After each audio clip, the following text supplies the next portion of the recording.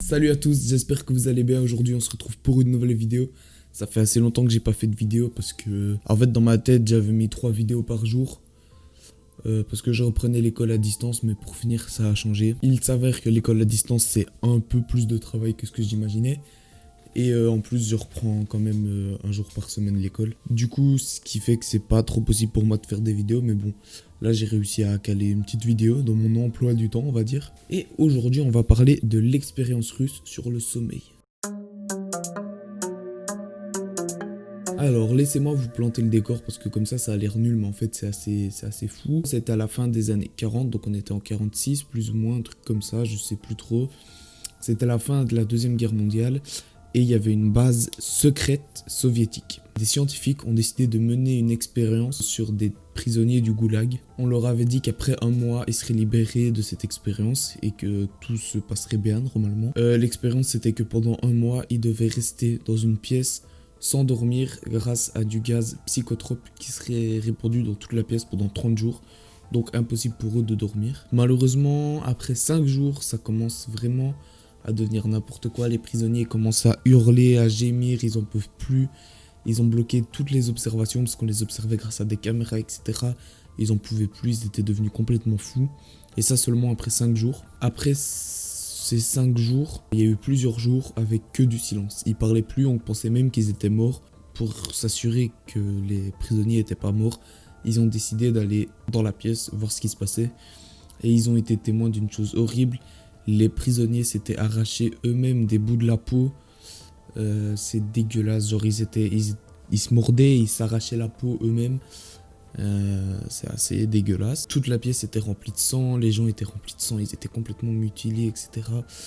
Ils étaient devenus complètement fous. Mais les prisonniers étaient toujours en vie. Mais ils ont demandé de réactiver le gaz psychotrope parce qu'ils devaient rester éveillés. C'est ce qu'ils disaient, les prisonniers. Ensuite, lors d'une tentative des gardes et des scientifiques pour essayer d'immobiliser les prisonniers. C'est assez fou parce que les prisonniers ont eu d'un coup une force, pas surnaturelle, mais ils ont fait preuve d'une très grande force et ils ont tué plusieurs soldats et plusieurs scientifiques qui essayaient de les immobiliser. Ils ont été obligés de retrouver leur calme, donc ils sont redevenus calmes. Ensuite, il y en a un à qui on a ordonné, donc on lui a enlevé le gaz et on lui a ordonné de s'endormir. Au moment où il a fermé les yeux, il est décédé directement, tandis que les autres étaient toujours sous l'effet du gaz psychotrope. Et ensuite les autres ont essayé de s'enfuir. Mais malheureusement ils ont tous été tués parce que c'était devenu des dangers. Comme je vous ai dit, ils avaient tué plusieurs soldats. Vous imaginez quand même tuer des soldats sans armes, sans rien, avec des bouts de la peau arrachés, mutilés, etc. Alors c'était devenu un très grand danger s'ils arrivaient à s'enfuir. Et en plus ils avaient une force surprenante.